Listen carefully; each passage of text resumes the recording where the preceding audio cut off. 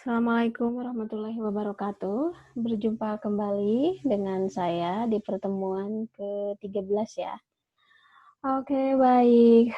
Tadinya saya sudah merekam pertemuan hari ini tadi pagi, tapi lagi-lagi ya Zoom meeting-nya sedang ada masalah. Saya tidak tahu entah kenapa suaranya sangat buruk.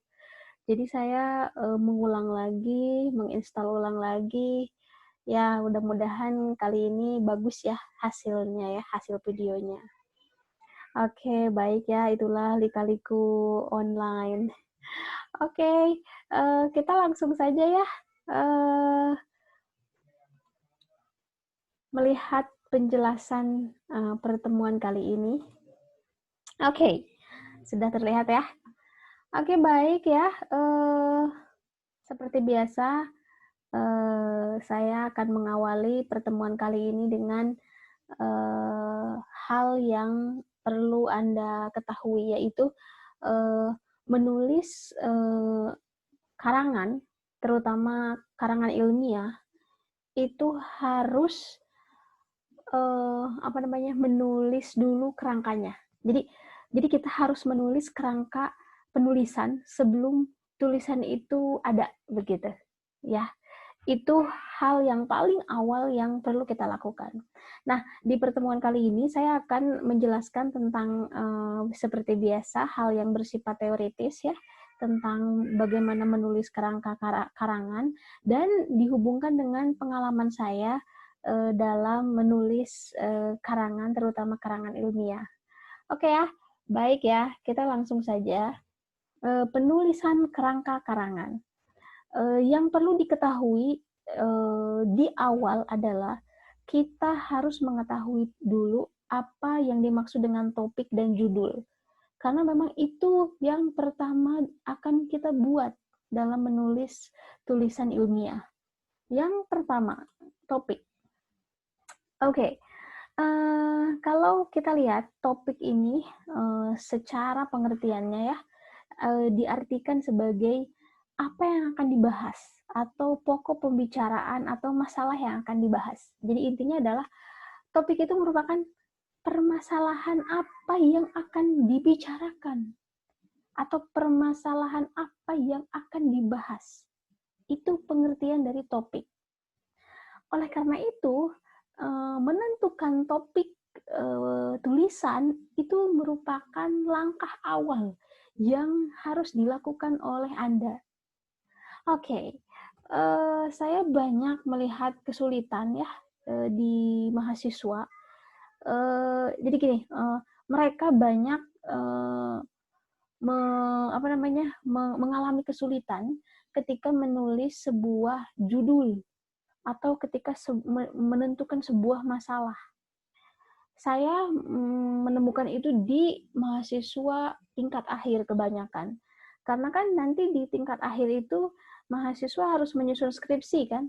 Dan itu yang menentukan judulnya bukan siapa-siapa ya, kecuali mahasiswa tersebut. Nah, di situ mahasiswa sering sekali mengalami kesulitan. Oke, kenapa hal itu bisa terjadi? Baik ya, kita kupas satu-satu dengan cara menghubungkan pengalaman saya dan juga ini ya, secara teoritisnya.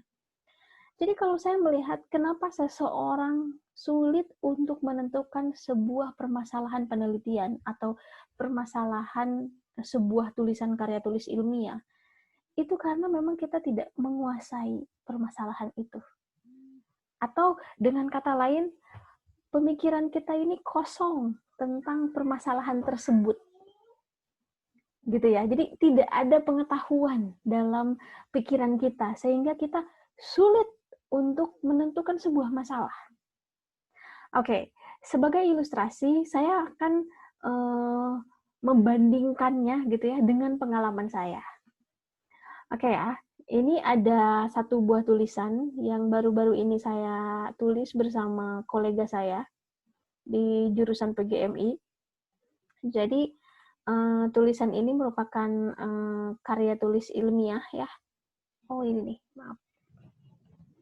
Kayak karya tulis ilmiah yang kami tulis bertiga. Oke, sebentar. Oke, ini judulnya. Belum terlihat ya? Oke, sebentar ya. Hmm,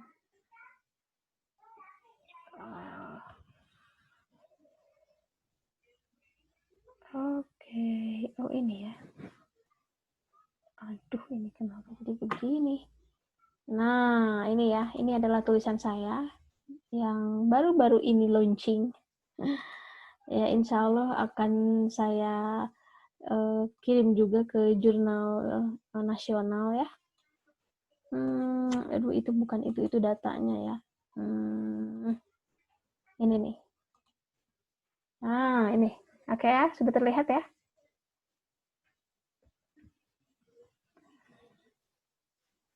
Oke. Sebentar, ada yang.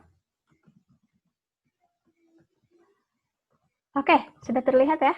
Ini adalah judul dari karya apa ya, tulis ilmiah yang baru-baru ini saya buat. Ini jurnal ya, artikel atau jurnal. Judulnya adalah Tipologi Belajar Mahasiswa pada Pembelajaran Daring di Masa COVID-19. Oke, ini sudah berupa judul. Kembali tadi pada topik ya, pada permasalahan karena sering banyaknya mahasiswa yang bingung menentukan masalah penelitian. Pertanyaannya gini, kenapa saya bisa menentukan judul ini? Itu ya. Nah, sebelum saya menentukan judul ini, tipologi belajar mahasiswa, saya menentukan dulu topik, menentukan dulu masalah. Jadi ceritanya ya, sebelum saya menuliskan judul artikel ini, jadi saya melihat fakta di lapangan bahwa ada banyak sekali mahasiswa yang kesulitan belajar daring gitu. Karena kurang jelasnya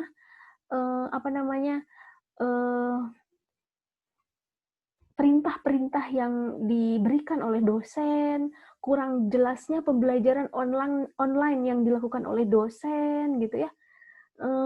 Kemudian ada banyak juga mahasiswa yang mengeluh begitu ya, aduh saya tidak atau saya kurang paham gitu kan dengan penjelasan yang dijelaskan oleh dosen di Zoom meeting begitu ya. Kemudian sinyal dan sebagainya. Kemudian ada lagi yang berhubungan dengan tipe belajar itu yang ini, mahasiswa banyak yang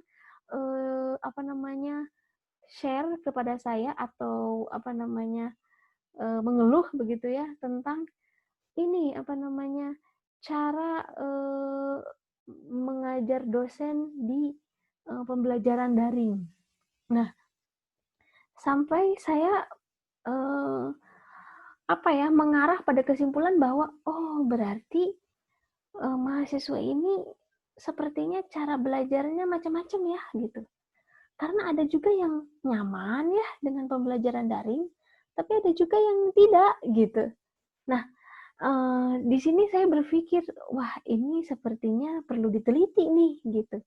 Permasalahan pembelajaran daring di masa COVID gitu ya. Jadi pada saat itu saya sudah mulai tuh mendapatkan sebuah permasalahan. Jadi permasalahan tentang pembelajaran daring.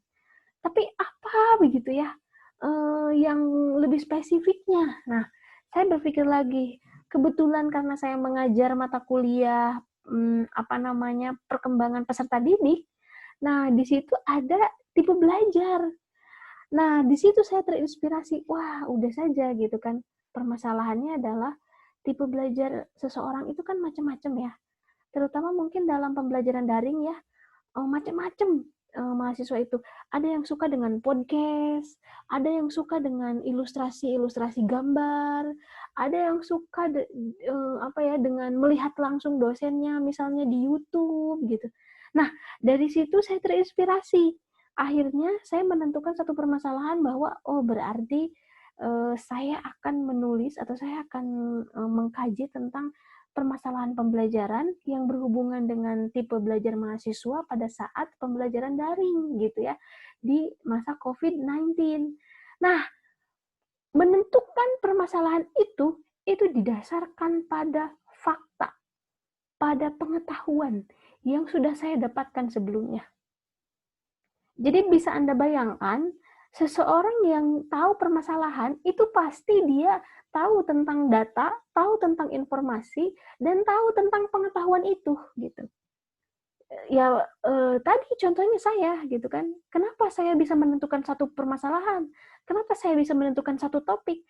Karena saya baca tentang teori-teorinya, kemudian saya juga mendapatkan permasalahan di lapangan. Nah, itulah atau disitulah kita mendapatkan satu topik permasalahan atau satu permasalahan atau satu topik gitu ya yang perlu diangkat untuk dibahas dalam penelitian ilmiah. Nah, kembali ke tadi gitu ya, kebanyakan mahasiswa sulit untuk menentukan permasalahan penelitian atau permasalahan yang akan ditulis dalam karya tulis ilmiah karena itu tadi menurut saya karena tidak ada pengetahuan dalam pemikirannya dan juga tidak ada pengalaman yang dirasakan oleh dirinya.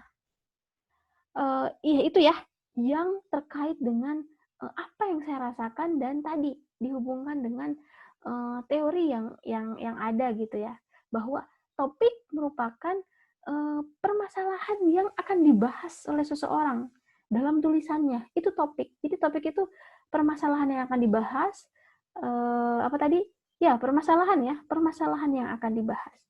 Jadi seperti itu ya ilustrasinya dalam menentukan sebuah topik gitu ya atau menentukan sebuah permasalahan yang akan diangkat menjadi bahan tulisan ilmiah kita. Oke, kita kembali ke PowerPoint. Kalau kita melihat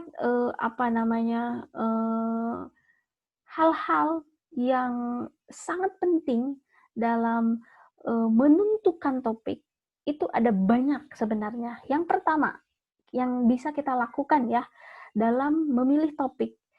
Topik itu harus ada manfaatnya. Ya, tadilah contoh konkretnya. Apakah pembahasan mengenai tipe-tipe belajar mahasiswa pada pembelajaran daring di masa COVID-19 itu ada manfaatnya gitu. Nah, jadi gini, ketika kita menentukan satu masalah, itu biasanya masalah tersebut langsung berhubungan dengan manfaat.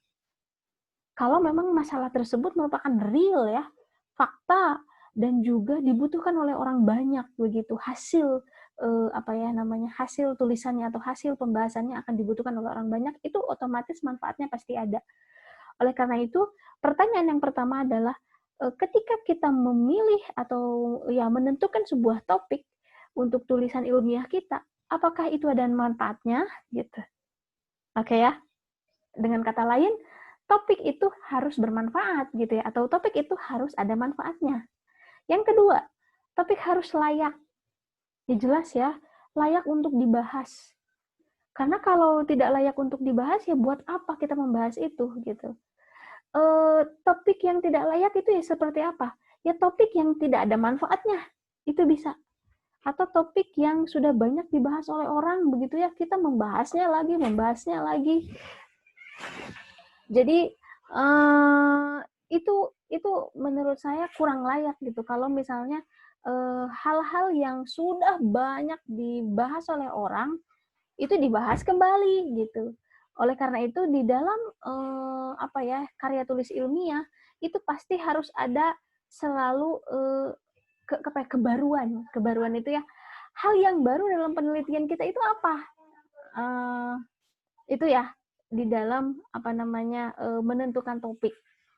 Nah, jadi tadi ya topik itu harus layak. Yang ketiga, topik itu harus menarik. Nah, ini jelas ya harus menarik. Karena kalau tidak menarik, orang tidak akan membaca gitu.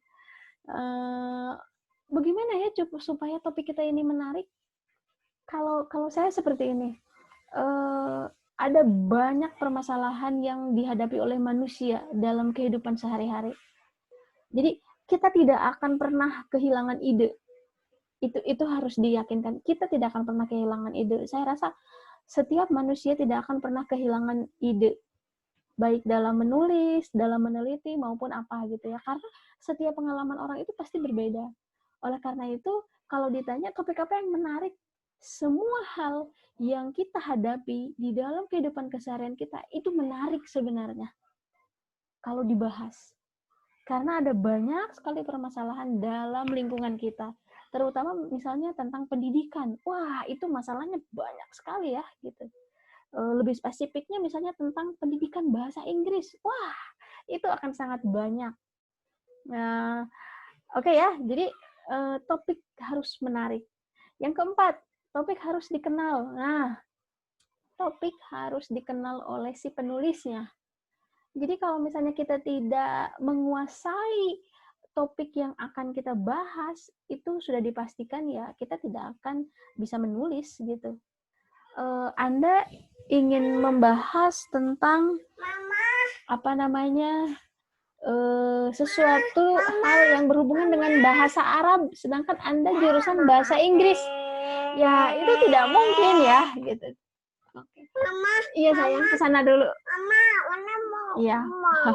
Maaf ya. Oke. Dadah. Iya, dadah. Ded, maaf ini Anaki. Ded. Ini Ded, tolong dikunci aja pintunya, Ded. Mama. Ded. Ini Anaki. Ini mau main handphone kan sini? Tolong ditutup aja. Si Cece jangan masuk dulu, Ded. Punten. Oke, aduh ya Allah, seperti ini sih ya belajar online itu. Aduh, kalau untuk ibu-ibu mah luar biasa lah tantangannya. Oke ya, next ya. Tadi apa sih topik ya? Hal-hal yang perlu diperhatikan dalam memilih topik.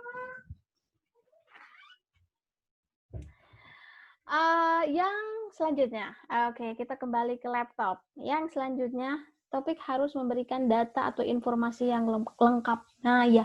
Jadi, setelah kita menentukan permasalahan yang akan kita bahas dalam satu karya ilmiah, maka kita harus mencari data-data tentang itu.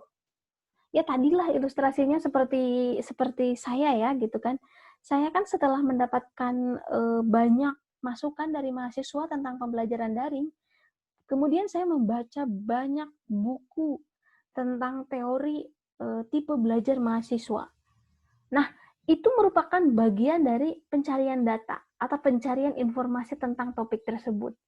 Jadi ya itu tadi, topik harus memberikan data atau informasi yang lengkap gitu ya. Jadi tidak hanya masalah saja, di dalam masalah tersebut harus sudah siap gitu ya data-datanya, kemudian informasi-informasi yang terkait dengan permasalahan tersebut, itu kita harus sudah siap dengan itu. Dan yang terakhir adalah hal yang perlu diperhatikan dalam memilih topik itu, topik harus dibatasi. Ya, betul, jangan melebar kemana-mana. Kembali ke contoh tadi yang saya, apa tadi itu judulnya? Tipologi belajar mahasiswa pada pembelajaran daring di masa COVID. Saya membatasi hanya pada tipe-tipe belajar saja. Tidak kemana-mana gitu ya, tidak membahas ke sana kemari, fokus saja pada tipe belajar mahasiswa gitu ya, tipologi belajar mahasiswa, dan yang kedua adalah bagaimana pembelajaran daring di masa COVID ini gitu. Oke ya, itu hal-hal yang perlu diperhatikan dalam memilih topik. Jadi ada 6 ya, topik harus bermanfaat, topik harus layak untuk dibahas, topik harus menarik, topik harus dikenal atau dikuasai oleh si penulisnya, topik harus memberikan data atau informasi yang lengkap, dan yang keenam adalah topik harus dibatasi. Oke, next ya. Menentukan topik. Nah, ini penting. Terkait dengan tadi juga ya, masalah yang banyak dihadapi oleh mahasiswa, sulitnya mencari topik. Menentukan topik, satu, mengidentifikasi topik-topik yang dianggap menarik. Nah, oke. Saya langsung saja lah ya, ingin mengilustrasikan pada Anda. Mungkin kalau sekarang belum terasa bagaimana sulitnya Anda menentukan sebuah masalah. Tetapi, sebentar lagi Anda akan merasakan hal itu. Terutama mungkin di semester akhir ya, yang tadi di tingkat akhir, ketika akan menyusun skripsi. Itu pasti Anda akan menghadapi kesulitan dalam menentukan topik. Yang ingin saya sarankan di sini adalah karena Anda adalah jurusan bahasa Inggris, maka Anda harus menspesifikkan dulu masalah apa yang akan diangkat. Nah, itu tadi, Anda harus banyak baca, Anda harus memiliki banyak informasi, Anda harus memiliki banyak data tentang pendidikan bahasa Inggris gitu ya, baik itu di tingkat dasar, menengah maupun pendidikan tinggi, dan juga hal-hal apa yang menarik untuk dibahas dalam pendidikan bahasa Inggris. Nah, gitu. Jadi, yang pertama, mengidentifikasi topik-topik yang dianggap menarik. Secara pribadi ya, bagi saya pendidikan bahasa Inggris itu menarik sih, karena banyak masalah. Pertama ya, masalahnya. Kegagalan pembelajaran bahasa Inggris di tingkat dasar dan menengah. Apa cirinya? Kita belajar bahasa Inggris dari tingkat dasar gitu ya, sampai perguruan tinggi, tapi nggak bisa-bisa bahasa Inggris. Nah, itu masalah besar itu. Nah, itu kan udah masalah ya, gitu. Dan itu sangat menarik loh. Menarik untuk dibahas. Bahkan sampai detik ini, itu merupakan hal yang menarik untuk dibahas. Kemudian apalagi ya, masalah-masalah dalam pendidikan bahasa Inggris. Nah ya, pendidikan bahasa Inggris sekarang menjadi muatan lokal ya. Jadi sekolah itu bisa jadi tidak ada lagi mata pelajaran wajib. Jadi bahasa Inggris itu bukan mata pelajaran wajib ya, itulah intinya. Jadi itu mah terserah sekolahnya mau ngadain atau enggak, bebas gitu. Nah, ini masalah kan? Karena tuntutan zaman sekarang kita harus bisa berbahasa Inggris gitu kan. Karena bahasa Inggris merupakan bahasa internasional. Nah, gimana nih? Itu juga masalah.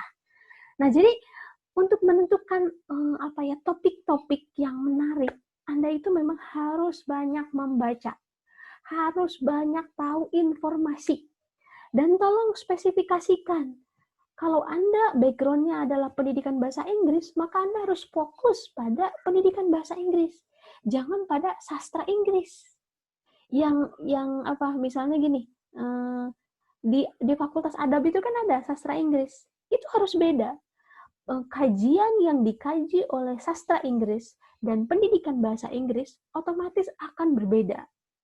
Jadi kalau Anda pendidikan bahasa Inggris, maka hal yang akan dibahas oleh Anda itu ya pasti sesuatu yang berhubungan dengan pendidikan dan juga bahasa Inggris gitu ya. Bahasa Inggris dihubungkan dengan pendidikan. Pendidikan praktis, pendidikan filosofis gitu ya. Pendidikan yang bersifat konseptual, itu terserah. Pokoknya bahasa Inggris dihubungkan dengan pendidikan. Karena harus ada bedanya antara PBI dengan sastra. Itu harus ada beda. PBI dengan sastra Inggris harus berbeda kajiannya. Oke ya? Itu hal yang harus saya jelaskan pada Anda ya secara lebih lebar ya. Oke ya, itu ya, identifikasi topik-topik yang dianggap menarik. Nomor 2, memilih topik yang terjangkau oleh kemampuan. Nah, ini tadi sih sebenarnya hubungannya dengan topik itu harus dikenal. Jadi kalau kayak kembali ya, kalau Anda jurusan pendidikan bahasa Inggris, maka Anda harus memilih topik yang berhubungan dengan background pendidikan Anda. Otomatis kan Anda akan menguasainya. Beda dengan misalnya Anda mengkaji tentang sastra. Padahal misal ya, saya tidak tahu sejujurnya kurikulum di PBI gimana, misalnya sastra tidak banyak dibahas di bahasa Inggris, di PBI ya. Nggak perlu Anda meneliti tentang itu, gitu. Udah aja pendidikan, topik yang berhubungan dengan bahasa Inggris yang tadi hubungannya dengan pendidikan saja, gitu. Karena itu yang menjadi kajian Anda. Jadi harus terjangkau oleh kemampuan Anda sebagai mahasiswa atau calon sarjana pendidikan bahasa Inggris gitu. Oke ya.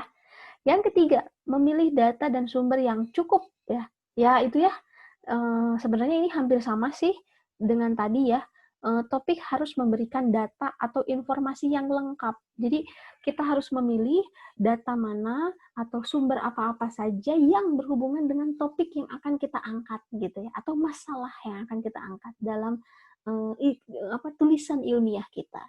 Dan yang terakhir adalah topik penting untuk dibahas. Jadi menentukan topik ini, apakah topik ini penting untuk dibahas? Itu ya. Jadi Ya ini juga sama hubungannya dengan tadi kebermanfaatan. Apakah topik ini ada manfaatnya gitu untuk kebanyakan orang? Apakah topik yang akan Anda angkat itu ada manfaatnya untuk dunia pendidikan misalnya, terutama pendidikan bahasa Inggris? Nah, itu harus diperhatikan dalam menentukan sebuah topik. Oke ya, jadi ada 4 hal dalam menentukan topik. Yang pertama, mengidentifikasi topik-topik yang dianggap menarik. Yang kedua, memilih topik yang terjangkau oleh kemampuan Anda. Yang ketiga, memilih data atau sumber yang cukup. Dan yang keempat, topik itu apakah penting untuk dibahas? Nah, itu adalah 4 hal yang perlu Anda lakukan ketika menentukan sebuah topik atau permasalahan yang akan diangkat dalam tulisan ilmiah Anda. Oke ya, dan yang selanjutnya adalah membatasi topik. Topik ini harus dibatasi supaya tidak melebar kemana-mana. Jadi caranya bagaimana? Oke ya, Anda bisa lihat nanti di buku ini ada caranya. Jadi caranya gini. Oke, sebentar ya, ini supaya bisa dipahami. Ini langsung aja ke judul saya aja ya. Nah, ini gimana caranya atau bagaimana caranya membatasi topik. Nah ini, bagaimana kok saya bisa sampai pada ini ya, sampai pada judul ini tadi sudah ya. Nah, gini, bagaimana caranya saya membatasi tulisan saya gitu ya, supaya tidak melebar kemana-mana. Pertama, dari judul saja kan berarti isi dari artikel ini pasti tentang tipologi belajar mahasiswa ya pada pembelajaran daring di masa COVID. Tapi mungkin Anda bertanya-tanya, apa sih isinya? Nah, itu ya. Apa sih isinya tulisan ini gitu. Nah, si penulis nanti, Anda nanti ya, ketika Anda sudah mendapatkan satu topik, kemudian Anda sudah menentukan judulnya, selanjutnya pasti Anda berpikir kan, isinya apa ya nanti? Nah, itu merupakan pembatasan masalah, atau kalau dalam bahasa ilmiahnya rumusan masalah. Jadi merumuskan apa-apa saja yang akan kita tulis dalam tulisan kita, tulisan ilmiah kita. Bagaimana caranya saya membatasi tulisan saya? Kita lihat saja dulu ini judulnya. Pertama, yang perlu saya batasi adalah saya cukup fokus pada bagaimana tipologi belajar mahasiswa itu. Nah, saya berarti harus membaca banyak kan tentang teori-teori yang berhubungan dengan tipologi belajar mahasiswa. Makanya saya cari bukunya tuh, banyak bukunya, dan saya menemukan bahwa tipologi belajar itu ternyata banyak ya. Ada tipologi belajar audio, ada tipologi belajar visual, ada tipologi belajar kinestetik. Nah, itu hasil bacaannya gitu ya, hasil bacaan dari teori-teori yang saya baca. Nah, di situ dibatasi, maka saya hanya membahas tentang tipologi belajar yang ketiga itu. Kemudian saya baca lagi yang lain, oh ternyata ada 4, ada 5, ada 6 misalnya. Ya, itu saja, ditentukan saja. Saya akan membahas tipologi belajar dari dari pendapat yang 3, yang 4, yang 5, yang 6 gitu, atau mau mengcombine semuanya, misalnya mengcover semuanya. Nah, itu. Jadi di situ saya sudah mulai nih membatasi bahwa oh iya, artikel saya hanya mengkaji tentang tipologi belajar mahasiswa. Oke ya. Lebih spesifiknya kita bisa lihat di sini. Nih. Jadi tuh kan. Jadi penelitian saya memang membahas tentang tipologi belajar mahasiswa yang tadi aja yang 3 itu, audio, visual, dan kinestetik. Saya lebih ke 3 itu ya. Makanya artikel saya fokus pada visual, audio, kinestetik gitu. Hal-hal yang saya teliti tentang tipe-tipe belajar di sini 3 aja udah cukup gitu. Nah, itu ya. Jadi cara membatasinya itu adalah dengan cara tadi membaca teori-teori yang berhubungan dengan variabel ya namanya kalau di dalam ini penelitian, membaca tentang variabel tersebut gitu ya, apa-apa saja ruang lingkupnya, dan dari situ kita bisa membatasi apa saja yang akan dibahas. Dan selanjutnya saya mengkaji tentang ini, pembelajaran daring. Nah, ini ya tentang pembelajaran daring. Jadi di sini saya mempelajari tentang atau mencari tahu tentang informasi pembelajaran daring di masa COVID, terutama di jurusan saya gitu ya, karena ini kan penelitiannya di jurusan saya. Jadi itu yang cara untuk membatasi permasalahan. Kita kuasai dulu topiknya gitu ya, kita kuasai dulu judulnya atau ya topiknya gitu ya, kemudian kita cari literatur-literatur yang berhubungan dengan topik tersebut, dan kemudian tadi kita ajukan beberapa pertanyaan lah gitu ya, seperti halnya ini saya, bagaimana tipologi belajar mahasiswa itu, kemudian yang kedua, bagaimana pembelajaran daring di masa COVID-19 misalnya di jurusan saya gitu, itu aja yang dibahas di dalam artikel saya. Begitu ya, ilustrasi singkatnya lah seperti itu.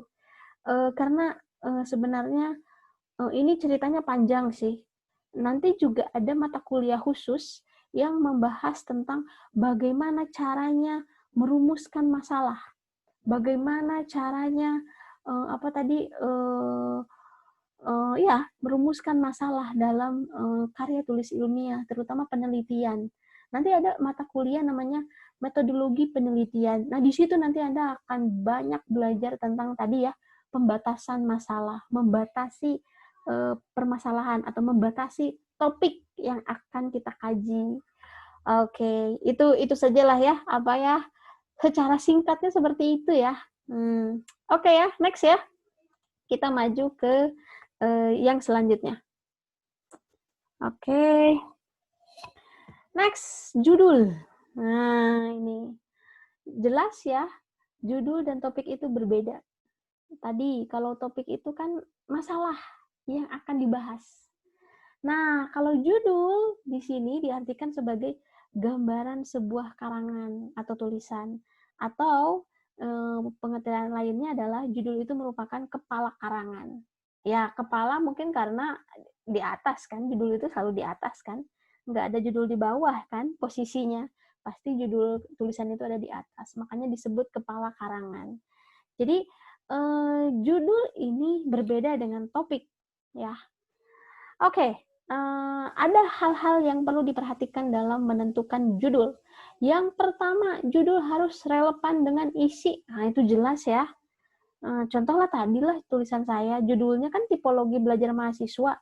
Ya isinya pasti kan tentang tipologi belajar. Tidak mungkin tentang perkembangan kepribadian misalnya. Jadi harus nyambung antara judul dan isi. Yang kedua, singkat. Judul itu harus singkat. Nah, ini penting untuk diketahui ya. Apalagi kalau Anda banyak membaca jurnal-jurnal ilmiah, coba Anda perhatikan deh di jurnal-jurnal ilmiah. Itu judul-judulnya kan singkat-singkat sekarang. Singkat, padat gitu ya, menarik, kontroversi. Oh, itu judul-judul artikel ilmiah yang bagus. Saya ingin memperlihatkan satu contoh mungkin ya, judul yang singkat, padat gitu ya. Atau tadilah singkat, padat. Oke. Aulad. Oke ya. Ini saya ingin memperlihatkan pada Anda satu jurnal online. Ini jurnal yang saya kelola di jurusan saya. Jadi namanya Jurnal Al-Aulad. Nanti juga Anda kalau ingin mengirim sebuah tulisan ilmiah, boleh kok ke jurnal saya ya. Nanti saya cek, ini pantas masuk nggak? Pantas publish nggak? Nah, oke ya. Ini jurnal yang kami kelola ya, di jurusan PGMI. Nah, ini. PBI juga sama, punya kok jurnal online-nya. Jadi nanti Anda silakan lihat ya, langsung di Google. Oke. Ini adalah jurnal jurusan saya, masih sedang loading. Oke ya, sambil melihat, udah kebuka. Oke, jadi gini, sekarang jika kita ingin tahu tentang perkembangan ilmu pengetahuan, maka kita harus banyak membaca jurnal. jurnal sekarang itu jurnalnya online. Jadi Anda sekarang sudah sangat mudah ya mencari ilmu pengetahuan itu. Anda searching saja jurnal-jurnal yang ada di Indonesia, jurnal-jurnal yang ada di luar negeri. Itu banyak sekali. Nah, salah satu jurnal yang kami kelola di jurusan kami ini adalah jurnal Al-Aulad. Jadi jurnal Al-Aulad ini jurnal tentang pendidikan dasar atau PGMI ya, gitu, bahasa Islamnya. Nah, terkait dengan judul yang singkat tadi, jadi di jurnal kami ini ada namanya template ya, template tulisan, jurnal template. Nah, jadi ada tata cara menulisnya. Nah, tata cara penulisannya ini nih ada yang berhubungan dengan judul. Jadi di sini aturannya adalah judul harus singkat, padat, dan tidak boleh lebih dari 12 kata. Ini di jurnal kami, di Al-Aulad. Kita lihat template-nya masih loading ya. Oke ya, jadi di jurnal kami ini judul tidak boleh lebih dari 12 kata. Jadi bisa Anda bayangkan judul-judulnya kan berarti singkat ya, gitu. Relatif pendek gitu. Oke ya, kita lihat dulu deh sambil template-nya loading. Kita lihat judul-judulnya. Nih, judul-judul dari jurnal kami. Tuh lihat. Jadi judulnya itu singkat, padat gitu ya. Kemudian informatif. Pertama, analisis perkembangan seni kreativitas siswa kelas rendah Muhammadiyah Pajangan 2 Jogja. Dan ini 12 kata kalau tidak salah ya. 1, 2, 3, 4, 5, 6, 7, 8, 9, 10, 11. Dia 11 kata. Karena kalau lebih dari 12 kata, kami sebagai pengelola jurnal akan mereject. Kemudian ini ada nih yang lebih singkat lagi. Analisis perkembangan kognitif anak melalui tahfidz Al-Quran di abad 21. Nah, ini lebih singkat lagi. 1, 2, 3, 4, 5, 6, 7, 8, 9, 10. Dia 10 kata ya, gitu. Nah, jadi seperti itu ya. Judul karya tulis ilmiah itu harus singkat, padat. Oke? Nah, dan ini contohnya di jurnal kami. Nah, ada tidak yang judulnya lebih dari ada tidak yang judulnya 16 kata? Oh, ada. Ada. Jadi sebenarnya kalau kita melihat ke jurnal-jurnal yang ada, memang terserah aturan mereka sih sebenarnya ya. Tapi kalau saya lihat memang judul itu sekarang itu memang singkat. Tidak banyak, tidak bertele-tele. Jadi bahkan ya itu tadi tidak lebih dari 12 kata kalau tidak salah gitu. Ya paling banter 16 lah. Saya pernah melihat ya judul karya tulis ilmiah yang 16 kata gitu. Tapi memang kebanyakan singkat ya jurnal-jurnal ilmiah itu ya judul-judulnya gitu. Wah, ini masih loading ya, lama sekali ya. Jadi ini adalah template jurnalnya. Jadi tadi saya ingin memperlihatkan pada Anda bahwa jurnal template jurnal saya ini atau kami ini memang membuat aturan bahwa judul itu tidak boleh lebih dari 12 kata. Oke lah ya, nanti saya perlihatkan lagi dan Anda sebenarnya bisa lihat sih langsung di ininya, di website-nya langsung. Oke, next kembali ya ke mana tadi teh? Ini ke PowerPoint. Jadi tadi apa tadi tuh? Judul harus singkat ya. Nah, ini judul saya juga kan tipologi belajar mahasiswa pada pembelajaran daring di masa COVID-19. Nah, singkat lah ya gitu. Relatif singkat. Hanya 3, 4, 5, 6, 7, 8, 9, 9 kata. Saya lebih singkat. Oke, next ya. Yang selanjutnya, judul tidak diawali dengan kata kerja ya, dan tidak menggunakan singkatan. Iya, jangan. Ya, misalnya kayak ini, kayak judul saya, tipologi belajar mahasiswa. Kan tidak diawali dengan kata kerja.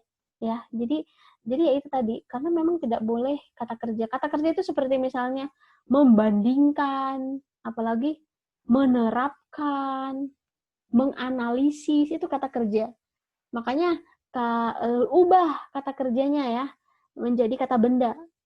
Tadi misalnya membandingkan, perbandingan. Misalnya menerapkan, penerapan. ubah menjadi kata kerja. Terus apalagi menganalisis, analisis gitu. Diubah aja jadi analisis gitu ya. Oke ya, bisa dipahami ya. Jadi tidak boleh diawali dengan kata kerja dan juga jangan menuliskan singkatan. Karena ya bisa jadi singkatan itu tidak dipahami oleh pembaca.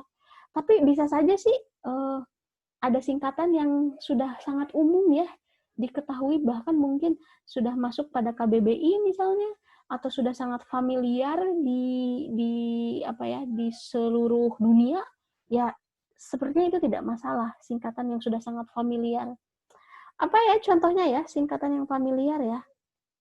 Ya nanti Anda carilah ya gitu. Oke ya. Oke, itu tentang judul. Next, jadi judul, kembali lagi ke PowerPoint. Jadi judul itu tadi harus apa ya? Tidak menggunakan singkatan dan juga tidak diawali dengan kata kerja. Next ya, spesifik dan menarik. Iya. Dan bahkan nih yang nomor 6 itu harus provokatif loh. Judul itu supaya orang tertarik untuk membaca gitu. Misalnya seperti tadi lah contohnya, kegagalan pembelajaran bahasa Inggris di tingkat pendidikan dasar gitu. Atau misalnya lebih spesifiknya kegagalan guru dalam mengajar bahasa Inggris di tingkat pendidikan dasar. Wah, itu kontroversi banget ya. Tapi orang pasti kan akan membaca gitu loh. Hal-hal yang menarik seperti itulah yang harus diangkat dalam judul supaya orang tertarik untuk baca. Ya sebenarnya sama halnya dengan YouTube ya. Sekarang kan YouTube juga gitu. Judulnya tuh kontroversi gitu kan, provokatif gitu. Ternyata pas ditonton, tidak sesuai dengan judul, atau misalnya tidak menggambarkan judulnya. Itu sengaja sebenarnya supaya orang menontonnya gitu kan. Sama seperti di dalam tulisan, judul itu harus provokatif ya supaya orang tertarik untuk membaca. Oke, dan yang ketujuh adalah logis ya. Judul itu harus logis, ya jelas sih. Menurut saya jelas ya harus logis. Oke, inilah langkah-langkah dalam menyusun karangan. Oke ya, jadi secara teoritis memang menyusun karangan itu ada langkah-langkahnya. Terutama mungkin dalam tulisan karya tulis ilmiah, itu jelas ya, kita itu harus menyusun dulu apa yang akan kita tulis. Dan itu penting. Dalam tulisan apapun, mau itu novel, mau itu esai, mau itu tadi skripsi, jurnal ilmiah, apalagi ya, tulisan-tulisan cerpen misalnya, tetap ya harus ada kerangka tulisan. Atau bahasa lainnya harus ada outline. Jadi harus ada rencana apa yang akan ditulis, harus ada outline-nya. Sama di dalam karya tulis ilmiah pun begitu. Jadi yang pertama yang harus kita lakukan adalah mencatat gagasan. Oke, mencatat ide. Saya ingat betul dulu ketika S2. Jadi dosen saya berkata seperti ini. Kalau kamu punya ide, cepat tulis dalam sebuah buku. Cepat tulis dalam buku kecil. Karena ide itu seperti burung. Dia terus akan terbang dan semakin tinggi ya semakin hilang. Maka supaya ide itu tidak hilang, maka kita harus menulisnya. Ya terserahlah mau mau menulisnya mau mengerjakannya kapan, tapi ide itu tulis dulu. Karena ide itu mahal loh harganya. Jadi ide itu tulis. Jadi kalau Anda punya ide apapun itu gitu ya, yang berhubungan dengan tulisan, terutama tulisan ilmiah, tulis idenya gitu. Nah, setelah itu yang kedua, mengatur urutan gagasan. Yang tadi, apa-apa saja sih yang perlu dibahas? Gitu ya. Atau hal-hal apa saja yang terkait dengan ide tersebut gitu. Atau tadi ya, hal-hal yang terkait dengan topik tersebut apa-apa saja tulis gitu kan di dalam buku gitu ya, atau di dalam catatan Anda. Dan yang ketiga adalah memeriksa kembali yang telah diatur dan bab dan subbab. Oke, jadi edit kembali. Oh, ini penting nggak ya untuk ditulis? Oh, nggak penting, coret. ini penting nggak ya? Oh, penting. Oke, checklist gitu. Jadi apa ya, proses memeriksa kembali apa yang perlu ditulis dan tidak itu sejalan dengan ini proses membaca. Jadi semakin Anda banyak membaca, semakin Anda banyak mengetahui informasi, maka dengan sendirinya otomatis Anda akan tahu mana-mana saja yang akan dibahas gitu. Itu sepengalaman saya seperti itu. Oke ya. Next dan yang terakhir adalah membuat kerangka yang terperinci dan tepat. Oke ya. Jadi dari situ, dari setelah Anda menyusun outline-nya secara kasar, nanti Anda rapihkanlah gitu ya. Apa-apa saja yang perlu dibahas, kemudian Anda cari literaturnya, Anda cari datanya, faktanya, informasinya. Wah, pokoknya silahkan Anda cari gitu ya. Hal-hal yang terkait dengan tadi, gagasan-gagasan yang akan ditulis gitu. Itu sih sebenarnya teknis dalam menyusun langkah-langkah karangan ya, terutama karya tulis ilmiah. Pada dasarnya sama sih. Saya juga secara pribadi kalau menulis tulisan karya tulis ilmiah ya sama kok. Saya menulis dulu kerangkanya. Ya salah satu contohnya yang tadi gitu ya, tulisan saya ini. Setelah saya mendapatkan satu topik permasalahan, kemudian dapatlah kan judulnya. Oh oke, judulnya udah aja judulnya ini aja ya, tipologi belajar mahasiswa pada pembelajaran daring di masa COVID. Kemudian saya tulis gitu kan apa-apa saja yang perlu saya bahas. Oh iya, saya harus bahas tipologi belajar mahasiswa, itu yang pertama. Cari buku tentang ini itu. Wah, jadi catatan itu coret-coret gitu, banyak coretan lah gitu. Ya karena tadi itu adalah dalam rangka menyusun kerangka tulisan atau kerangka karangan. Oke ya, itu teknis bagaimana menulis menulis atau menyusun karangan. Saya ingin memperlihatkan kepada Anda ya, ini langsung saja di Google. Jadi oke ya, ini template tidak terbuka, udahlah nanti Anda ini saja sendiri ya, download saja sendiri. Oke, saya ingin memperlihatkan pada Anda bagaimana teknis dalam menyusun kerangka karya tulis. Apa ya? Mind mapping.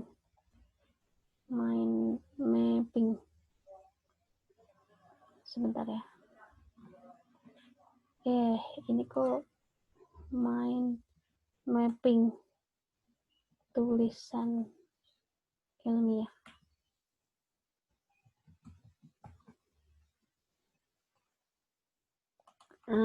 Oke.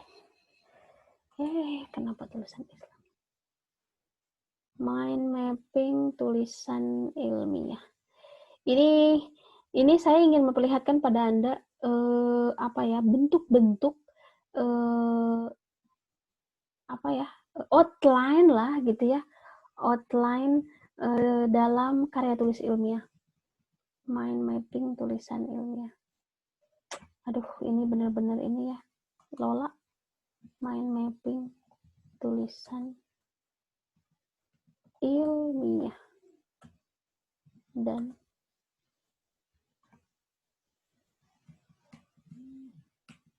udahlah, ini aja deh. Mind mapping tulisan ilmiah. Oke ya. Mungkin Anda sudah tidak asing lagi ya dengan mind mapping. Jadi ini salah satu cara bagaimana kita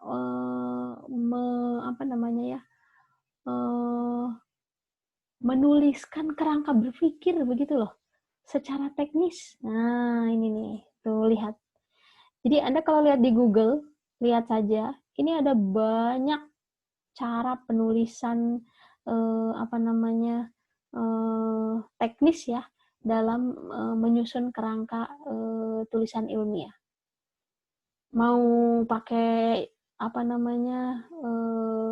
jaring-jaring lah gitu ya, mau pakai poin-poin, itu bebas ya, terserah gimana style Anda gitu. Nih, inilah contohnya. Nah, yang ini. Ini gaya saya seperti ini. Saya biasanya kalau menulis ya, menulis kerangka tulisan ilmiah, biasanya saya suka pakai poin-poin seperti ini. Oke, ini adalah teknisnya. Ini terlihat tidak ya? Sudah di-share belum ya? Oke, sebentar. Takutnya belum di-share. Sebentar. Takutnya belum di-share. Oke. Nah, lihat ya. Ini adalah bentuk-bentuk teknis ya, bentuk-bentuk teknis penyusunan tulisan. Jadi sangat kreatif sekali ya. Nih ada yang seperti ini gitu kan, mind mapping. Ada juga yang ini nih, yang kiri ya, yang biasanya saya lakukan gitu kan. Saya pakai jaring-jaring begini gitu kan. Topik utamanya apa di tengah, kemudian kita tarik garis ke kiri, ke kanan gitu ya, dan sebagainya. Jadi seperti itu. Oke. Kemudian ini ada juga yang seperti ini ya. Jadi bebas sih. Wah, ini sangat kreatif sekali ya. Nah, seperti ini. Oke, mau poin-poin juga boleh, tidak ada aturan ya yang jelas. Karena ini betul-betul yang kita tulis ini adalah hasil dari karya pemikiran kita. Jadi bebas.